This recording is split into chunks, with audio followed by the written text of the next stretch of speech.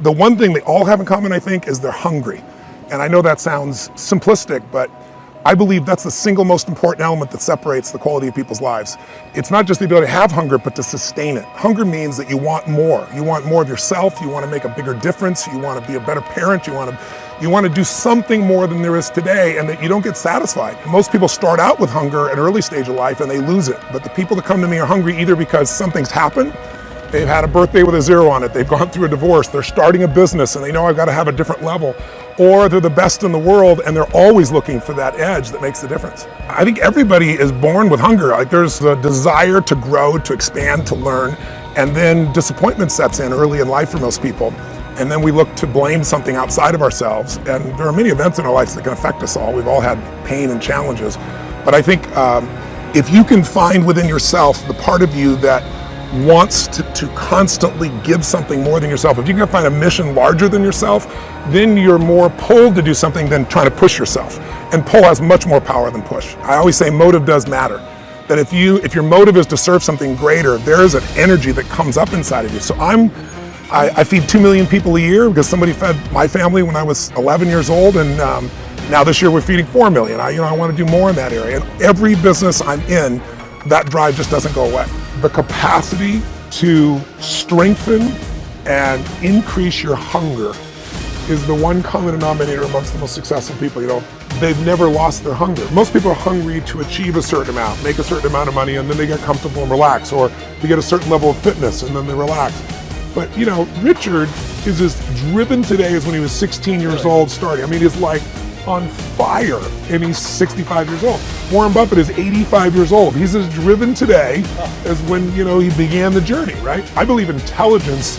I love people that are wickedly smart, and I work to be wickedly smart by educating and training myself and so forth, and training my brain. But there's a lot of intelligent people who can't fight their way out of a paper bag, right?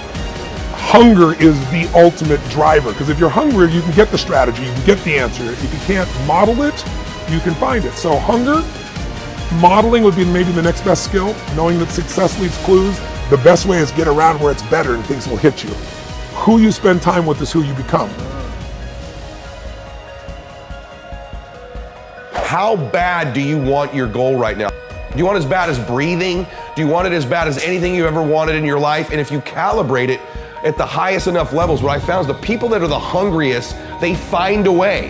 When you know why you want something, when it's desperation, the power of being desperate is something that most people avoid. They think desperation is a weakness. And I'm here to tell you, desperation is one of the most powerful emotions you could possibly possess, because when you're desperate, you find reserves and reservoirs of ideas, talents, and a strength that you don't know you have when you find yourself in a desperate situation.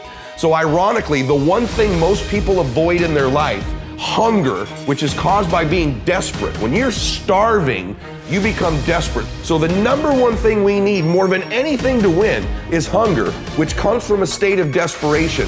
Yet we're constantly trying to comfort ourselves in the real world to avoid the state of being desperate. And I'm telling you that I think you need to embrace desperation again in your life. Like, do you want it so bad that you're desperate for it? See, in a fight, you show me two people. This is why it's so hard to repeat as a champion in the fighting game. Because you show me someone who's up and coming, who's hungry for that title, who's never had it before, who can taste it, who knows if they win that belt, their whole life's gonna change. They're gonna be champion of the world, all the endorsements, all the money, all their family life, all their parents' lives are gonna change. You show me somebody chasing that, hungry for it, against someone who's just trying to hold on to a title. And that's why most of the time the challenger beats the champ.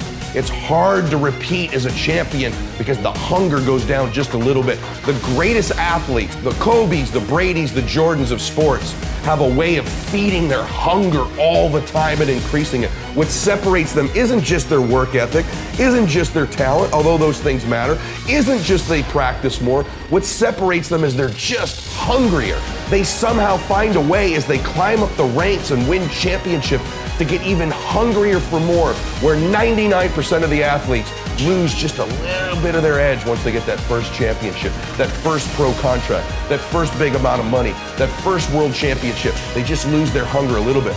And then there's the elite. They get hungrier. It feeds the beast.